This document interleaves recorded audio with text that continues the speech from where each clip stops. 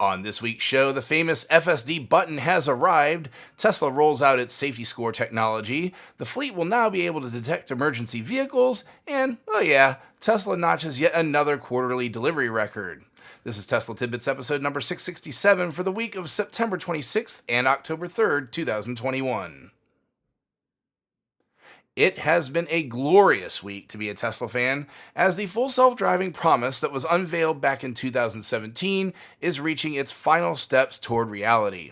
If you're listening to this show, you're probably well aware that the button to request entry to the full self-driving beta program has been shipped to all cars with the capability.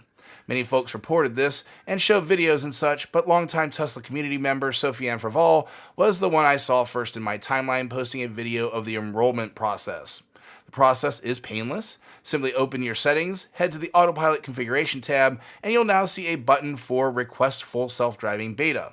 Pressing the button pops up a dialog box showing the following message, quote, "Thank you for your interest in limited early access full self-driving beta. Once you accept the terms below, the Tesla team will analyze your vehicle driving data and safety score, more on that in a moment, to determine eligibility. You can view your safety score from the Tesla app at any time, version 4.1.0 or newer. If eligible, you will receive a software update as part of limited early access," end quote. Owners must then accept the following conditions to request the beta. First, you have to accept that Tesla will be monitoring your driving data for the entirety of the enrollment in the beta. This, of course, makes plenty of sense, otherwise it doesn't make sense for Tesla to permit someone in the beta. It's the whole point of the beta. Second, it is reinforced yet again that the FSD beta will not make the car autonomous. You must still keep hands on the wheel, be alert to take over at all times, and are ultimately responsible for piloting your car. Lastly, you're warned that the FSD beta can be revoked at any time. So in other words, don't be an idiot or you'll be back to waiting for the future again. Once you accept the terms and OK the dialog screen, you'll be returned back to the settings page, and now we'll see a message below the request button saying that you're enrolled in the beta queue. Whether you get accepted or not apparently depends greatly on the next story that we briefly mentioned in the dialog box above. And that story for tidbit number 2 this week is the Tesla safety score announced on the Tesla blog. The safety score very much appears to be similar to the insurance company dongles that you install in your vehicle to inform the company how well you're driving and ostensibly get better rates for not being a terrible driver. It very much appears to be how Tesla will be informing its insurance product going forward as well, but it's about to double as a qualifier for the full self-driving beta program, which is a very good idea considering you're going to want the most attentive, vigilant, and safe drivers testing beta software not intended for the full public just yet. The safety score accounts for 5 factors to determine how well you're driving, and then plots its results on a scale of 0 to 100. The 5 factors are the number of forward collision warnings per 1,000 miles, hard braking events, aggressive turning, unsafe following, and forced autopilot disengagement. A deeper dive tells us that the hard braking events are defined as any backward acceleration measured by the vehicle in excess of 0.3 Gs. The article tells us that this is the same as reducing speed by more than 6.7 miles per hour in 1 second. The data point is calculated into the formula we'll talk about later as a proportion of time expressed as a percentage where the vehicle experiences hard braking relative to the proportion of time that braking only elicits a 0.1 G or less force, which is a 2.2 mile per hour decrease in 1 second. Next is aggressive turning. Aggressive turning also is measured in G-force, this time in excess of 0.4 Gs. This is a left-to-right increase of greater than 8.9 miles per hour in 1 second. Just like the last metric, this is implemented as a proportion of time relative to turning 0.2 Gs or less, expressed as a percentage into the scoring formula. The unsafe following metric detects when you're following a vehicle and have less than 1 second of reaction time available to you, or what Tesla is calling headway. Again, this is another proportion situation where Tesla is measuring the 1 second or less headway against the time that you have at least 3 seconds of headway, converting to a percentage and stuffing that into the formula. The other metrics are pretty self-explanatory. This is all combined into a somewhat complex formula for each trip, and then a mileage-weighted average of your trips from the last 30 days calculate the score that end up being displayed in the Tesla app. The formula they show us would be really hard to explain on audio, so I'll encourage you to check out Tesla's announcement linked in the description. In fact, even in print, it's not exactly clear how the calculation is made. It should be noted that if you have Autopilot engaged and any of these events occur, that will not count against your safety score, as you're not the one making the unsafe maneuver, and ostensibly, Autopilot is supposed to be the safest way to operate the vehicle. So why would you be punished for using the feature, right? Lastly, as was mentioned above, you'll need at least version 4.1.0 of the Tesla app, as well as car software version 2021.32.22 or later. Us folks with cars getting letters from AARP need not apply. It will be curious to see if they ever roll the feature out to vehicles not capable of FSD. You'd think that providing a safety score would be a good feature for all vehicles in the fleet, regardless of the ability of the vehicle to support full self-driving. Tidbit number 3 is Elon letting us know when button pressers can expect to join the FSD Beta Club and what score they'll need to do so from the Tesla Safety Score.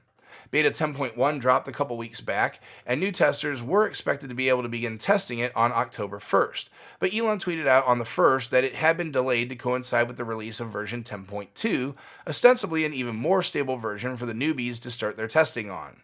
So it will be a post-annual shareholder meeting gift to 1,000 or so people. As to how many people will be accepted and how quickly, as well as the requirement to get in, Elon let us in on those secrets as well, and Drive Tesla Canada has nicely aggregated these statements for us. Elon noted the massive interest in the program, and said that roughly 1,000 owners per day would get the software prioritized by their safety score. As to that score, I hope you're driving Uber safely, because at least at the beginning it's going to take a perfect 100 to get into the program, then slowly dropping by 1 as time progresses and drivers are no longer qualifying for the top levels.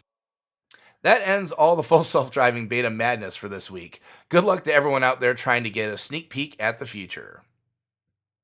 Tidbit number 4 this week obviously normally would have led off the show, but all that FSD goodness just couldn't be ignored. And of course, neither can this. Tesla has yet again set a new quarterly record for delivery of vehicles. Despite chip shortages being blamed for many other manufacturers' woeful delivery numbers in Q3, Tesla set another company record, delivering 9,275 Model S and Model X vehicles and 232,025 Model 3 and Model Y vehicles, totaling 241,300 vehicles delivered in Q3. Sadly, my Model 3 was not among them, but hopefully I'll be part of another record in Q4. Production was nearly on par with deliveries, coming in at 237,823 total vehicles, so not a whole lot of backlog delivered in comparison to production this quarter.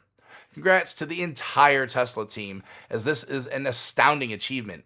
Elon had even said that the beginning of the quarter was challenging navigating the part shortages, and I was expecting a number somewhere in the low 200,000s as a result. This completely blew away my expectations and is a testament to Tesla's ability to just get things done no matter the circumstances. Tidbit number 5 this week comes to us from Tesla Owners Online. At long last, Autopilot now recognizes emergency vehicle lights in front of the vehicle and can take action. Trev posts a video showing the feature in action, where the car notifies you that Autopilot has knocked back your speed automatically for the emergency lights. You're obviously able to override, but you will then very obviously be paying attention to what's going on if you do so. Once you've passed the emergency vehicle, the car happily increases speed again to where you were set. Hopefully this will be enough to finally quell the very rare occurrences where owners were not paying attention and collided with stopped vehicles. We end the week on another Tesla milestone, and it comes courtesy of Teslarati. Way back in February of 2014, Tesla announced that it had selected Sparks, Nevada to host its factory that would be the heart of the company's battery production, a move that distanced itself from every rival on the market. Prior to this event, all packs were made at the Fremont factory, taking up significant space in the facility and limiting the company's ability to produce more vehicles. The split helped twofold, permitting that space to be reallocated for vehicle production lines and allowing for a facility and workforce to be dedicated to battery production. You might say it's worked out pretty well. Recently, Giga Nevada celebrated the millionth pack being produced at the factory, which was signed by every employee at the factory. The mission of the factory has slightly expanded since its inception, as it not only builds vehicle packs, but also motors for Model 3, as well as equipment for the company's energy side in Powerwall, Powerpack, and Megapack. Yet another congratulations goes out to the Tesla team, but specifically this time to all the hardworking folks at Giga Nevada. Job well done, folks. Finally, a quick housekeeping note. Annual shareholder meeting is fast approaching and will be held at 5:30 p.m. Eastern Time, 4:30 p.m. Central Time, 3:30 p.m. Mountain Time, 2:30 p.m. Pacific Time, or 9:30 p.m. UTC. As usual, expect the most important sound bites from the meeting coming on the next show, which should hopefully drop on either the 8th or the 9th this week. That'll do it for this show. Thanks to all my patrons supporting the show at patreon.com/Tesla Tidbits. As always, I have a special shout out to all the super patrons supporting the show at the $10 plus level. They are Ryan Scarborough, Lee Sweet, Dorian Steve Guberman, Ralph and Cheryl Waterhouse, Todd Sullivan, Zortech LED Canada, Ricky Johnston, Nathan Garza, Ed Patterman, Sunil Joseph, and Brad Lettner. If you have feedback for me, the best way to be heard is to tweet at Tesla Tidbits and use the hashtag AskTeslaTidbits if you'd like your question to be considered for the show. Until next week, keep it charged and hit the road.